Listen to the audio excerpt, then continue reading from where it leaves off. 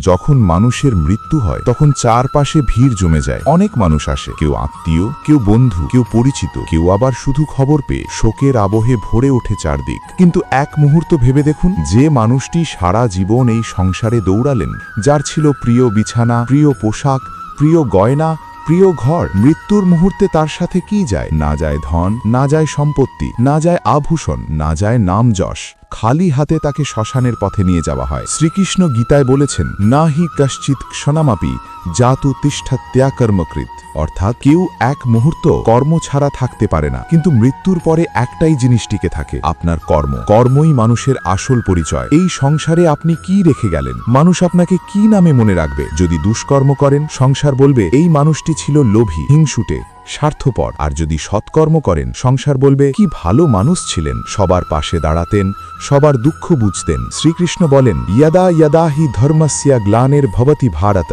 যখন ধর্ম ক্ষয় হয় তখন আমি আবির্ভূত হই। ধর্ম মানে শুধু পূজা নয়, ধর্ম মানে সৎকর্ম। এই সৎকর্মই মৃত্যুর পরেও আপনাকে জীবিত রাখে। আসুন ভালোবেসে বলি, রাধা রাধা। ডাল, আশা এবং বিশ্বাস, ঢাল এবং অস্ত্র। মানুষের জীবনের দুই অমূল্য স্তম্ভ, আশা, বিশ্বাস। কিন্তু একটা বড় ভুল আমরা করি। আমরা বটগাছের কাছে ফল চাই, খেজুর গাছের কাছে ছায়া চাই। ফলে আশা ভঙ্গ হয়, বিশ্বাস ভেঙে যায়। শিক্ষা কি? চোখ বন্ধ করে কাউকে বিশ্বাস করবেন না। ভেবে নিন কার ওপর ভরসা রাখছেন। সবচেয়ে বড় বিশ্বাস রাখুন নিজের ওপর। শ্রীকৃষ্ণ বলেছেন, উদ্ধারে দাঁতমানাং আত্মানাং নাতমানাং অবসাদয়েতা, নিজেই নিজের উদ্ধারকর্তা। আর কর্ম করুন ঈশ্বরের ওপর ভরসা রেখে। তিনি কখনো আপনার পরিশ্রম বৃথা যেতে দেবেন না। বলুন রাধা রাধা। ডাল, কর্ম ও বৃক্ষের শিক্ষা। আমরা গাছের গোড়ায় জল দিই, কিন্তু সেই জল পৌঁছে যায় প্রতিটি পাতায়। কেন? কারণ গাছের ভিতরে আছে এক অদৃশ্য ব্যবস্থা। ঠিক তেমনি আপনি যদি শুদ্ধ মনে সৎকর্ম করেন, তা সরাসরি ঈশ্বরের কাছে পৌঁছায়। মা বাবার সেবা, গুরুজনের সম্মান, অসহায়ের সাহায্য, পশু পাখির প্রতি দয়া, সবই ঈশ্বরের চরণে অর্পিত হয়। রাধা রাধা। ডাল, জীবনের সবচেয়ে মূল্যবান সম্পদ। ধন না, স্বর্ণ না, আভূষণ না, সময়। এক মুহূর্ত একজন দরিদ্রকে রাজা বানাতে পারে, এক মুহূর্ত একজন রাজাকেও নিঃস্ব করতে পারে।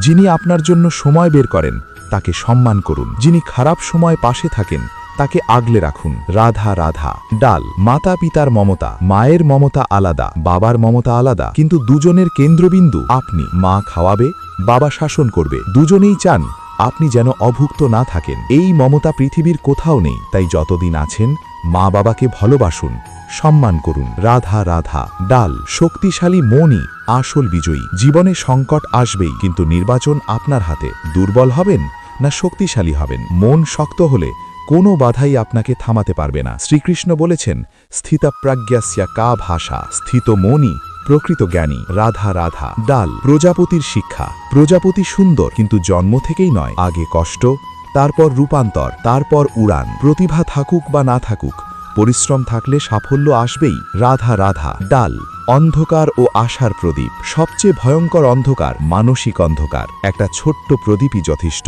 আর সেই প্রদীপ আশা। আশাকে জ্বালিয়ে রাখুন, যুদ্ধ করুন। রাধা রাধা। ডাল, নৌকা ও নেতিবাচকতা। জল নৌকার বাইরে থাকলে সমস্যা নেই, জল ভিতরে ঢুকলেই নৌকা ডোবে। নেতিবাচকতা বাইরে থাকুক, ভিতরে ঢুকতে দেবেন না। রাধা রাধা। ডাল, পাতা ও আত্মনির্ভরতা। পাতা যতদিন গাছের সাথে যুক্ত, ততদিন সবুজ। বোঝা হলে ঝরে পড়ে। আত্মনির্ভর হন, কারোর ওপর বোঝা হবেন না। রাধা রাধা। ডাল, জীবনের কাহিনী। কষ্টের অধ্যায় আসবেই, কিন্তু থামবেন না, শেষ পর্যন্ত পড়ুন, তবেই অর্থ বুঝবেন। রাধা রাধা। ডাল, ক্রোধ বনাম মৌন। রাগে শক্তি ক্ষয় হয়, মৌনতায় শক্তি সঞ্চয় হয়।